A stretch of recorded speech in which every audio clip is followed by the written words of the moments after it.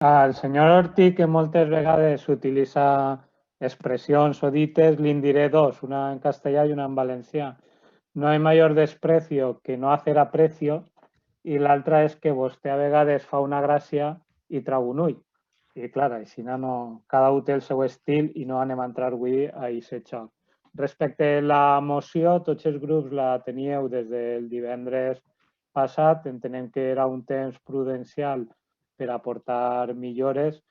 En el debat s'ha demostrat que n'hi ha,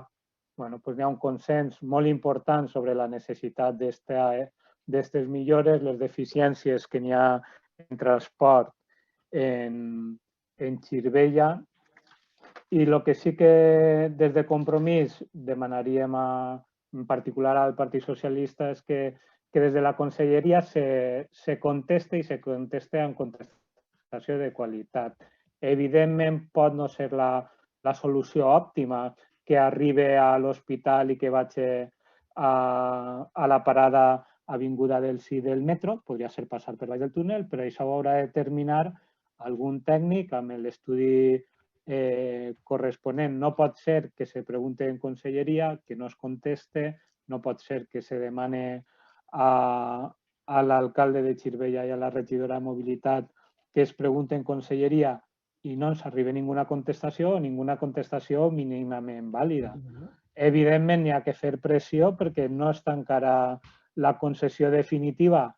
que, señor Navarrete, usted diu poco tiempo, pero es que poco tiempo depende de quan compte, desde que se caducaren les línies les concessions de línies d'autobusos, és una barbaritat de temps.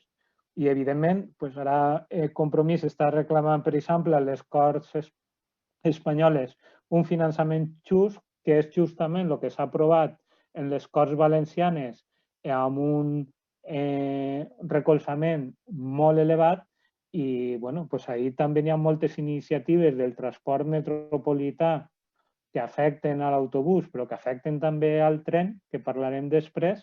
que això és absolutament necessari, un tema d'un finançament just, i un dels punts que recollia la moció era justament que se reforçara aquest finançament de la mobilitat en les àrees metropolitanes. Molt agraït d'aconseguir la unanimitat en aquest punt i tot el suport a l'equip de govern per a que lidere aquesta reivindicació juntament, i això no, jo crec que tots els que estem en el ple ho reconeixem i no tenim cap problema en ficar per davant, que tradicionalment i històricament ha sigut un lideratge des de l'associació veïnal o des de les associacions i teixit associatiu de Xirvella, que justament han aconseguit pot ser aquest grau d'unanimitat en aquesta reivindicació, i per tant, pues, endavant i a seguir fent molt de soroll i molta reivindicació, perquè ja sabem que poco tiempo, que diu el senyor Navarrete, tampoc ha sigut el que ens ha costat arribar a aquestes millores que efectivament sí que estan arribant, però haurien d'anar un poquet més enllà. Moltes gràcies. Després n'hi ha alguns comentaris sobre transport i mobilitat. En l'acte que hem aprovat avui venia recollida una petició de Compromís al senyor alcalde per a que entrara en contacte amb Juan Carlos Fulgencio,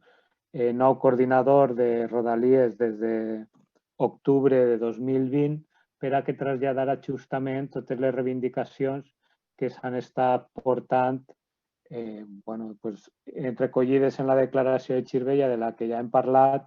o aprovades avui per la moció que duia al ple el grup popular. Voldria saber si aquesta reunió ja s'ha fet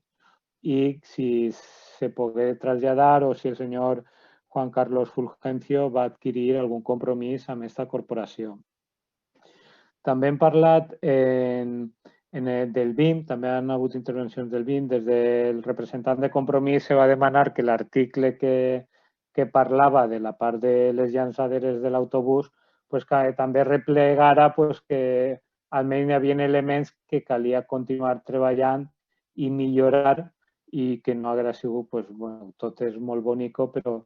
evidentment hi ha aspectes que cal continuar treballant i exigint, perquè ja sabem que si no, no arribem mai.